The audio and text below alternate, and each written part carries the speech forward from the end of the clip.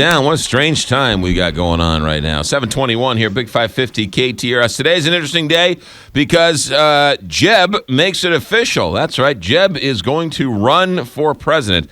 His dad was president, his brother was president, and now he's going to try and be the third Jeb or the third Bush to win the White House. To talk about it is one of the best, ABC News political analyst Steve Roberts. Steve, welcome back to the Big 550 KTRS here in St. Louis.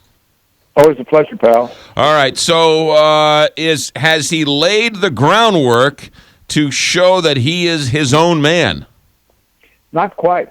I mean, you look at the logo that he's debuting today, his campaign slogan, it's Jeb, J-E-B with an exclamation point.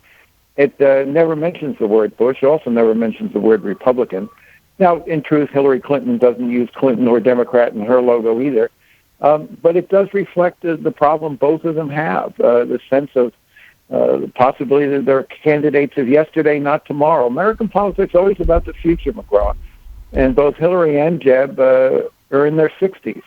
And they are facing the argument that they're really creatures of the past. And we thought, a lot of Republicans thought, that Jeb Bush would clear the field, that he would be such a money-raising machine and shoot to the top of the polls and drive a lot of people out of the race. In fact, the opposite has happened. As Governor Kasich of Ohio said, we expected Jeb to suck the oxygen out of the room. It has not happened. And so Jeb Bush, as he announces today, is a weaker candidate than he appeared to be 6 months ago. His brother started off with a couple of stumbles along the way, but he had raised so much money, the money made up for a lot of mistakes. Jeb is raising a lot of money, is he not? Yes, he is, but he's also facing a very different Republican Party than his brother or his father did. There was no Tea Party in the years when those two men were running. They were more able to straddle the wings of the Republican Party. They were both reasonably moderate figures. Remember, Bush 41 talked about, compassionate conservatism, and there was, or Bush 43 did, and 41 talked about points of light and gentler, kinder country. I mean, they were able to both keep the conservative base of the party happy, and reach out to reasonably moderate voters. But it's much harder for Jeb Bush to do that today because the Tea Party conservative wing of the party is so much more vigorous and so much more demanding of orthodoxy. And a lot of the conservative base suspect Jeb of being a moderate heretic, and that's not a good thing to be in today's Republican Party. The media, and I hate to use that term because we're not one, but they keep asking him about the differences between him and his brother. How is he going to break away from that if he keeps on having to say what he is and what he isn't and what he would or wouldn't have done? Well, it's not just the media who are asking that question. I think other Republicans will be asking that question, particularly in the debates. And he's shown so far that he doesn't have a very good answer. There's this famous example of days went by as he stumbled to try to find language to answer the question, would you have gone into Iraq knowing what you know now? And after 4 days, he finally said no, he wouldn't. And that's not something that the media is going to let him forget. It's not something that other Republicans are going to let him forget. He's facing a very vigorous field of competitors. I think that it's going to be difficult for him. Even his own mother said at one point, there are too many Bushes. We don't need another Bush. Now, she has since retracted that comment, but she was speaking vicious truth, at least to some extent. But look, it'd be foolish to write Jeb Bush off.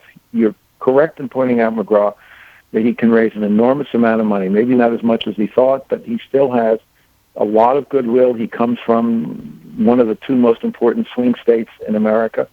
The thing about Jeb Bush that frightens Democrats is primarily his ability to appeal to Hispanic voters. He speaks Spanish. He's married to a Mexican woman. When the Democrats think about the landscape, they're counting very heavily on huge majorities among Hispanic voters. And he has the possibility of cutting into that. But he's got to get past the fact that in the Republican primaries, a lot of Republicans very angry with his somewhat more welcoming and moderate stance on immigration. So how do you survive the Republican primaries and not be pulled too far to the right? It's a problem that Romney ran into and never solved. Now it's Bush's turn to try to do that. All right, that's enough bashing on the Republican side. The Democratic side, Hillary Clinton is what, re-announcing because no one heard her the first time? What's going on there? Yeah, well, I think, I think Hillary faces many of the same problems that Jeb Bush does. Both of them have a 6 in front of their age, right? Both of them have famous relatives who have been president before. Both of them run the risk of being tabbed the candidates of yesterday. And American politics is always about the future. And both of them are struggling to say, I'm linked to this legacy. I'm proud of my husband, my father, my brother, but I'm my own person. And but the other thing that Hillary is struggling to do is find language that says to ordinary voters, I know what your life is like. I understand you. She never was able to do that in 2008. And one of the things that we're seeing now, McGraw, is her talking so much more about her mother. She did this over the weekend at great length to try to use her mother's story of struggle to say, I'm not this privileged person who's lived in the White House your whole adult life. I'm an ordinary person who's gone through struggles. My mother felt this way. And it's an open question whether Hillary Clinton can find the kind of narrative that says to ordinary folks, I know what your life is like. It's maybe, I might view McGraw the single biggest question she faced. But, and Steve Roberts, this, and Mitt Romney sort of was in that conundrum, pretending not to be super rich. The American people don't fault them for being super rich. The American people fault them for trying to be poor when we know they're super rich. Admit it and move on. Well, you're certainly correct. America has elected a lot of rich people president. Franklin Roosevelt was rich. John Kennedy was rich. We've elected plenty of rich people. We want people who somehow have still struggled. Somehow they've been tested by adversity. And they're able to say, look, I'm not just this privileged person who is unmarked by real life. John Kennedy, of course, was a war hero. His war experiences tempered his rich, privileged background. Franklin Roosevelt, his illness and his confined to a wheelchair tempered that background. George Bush, ran for president. His father had been president, but George Bush also talked very openly and very effectively about his struggles with alcohol. And we love stories of redemption in America.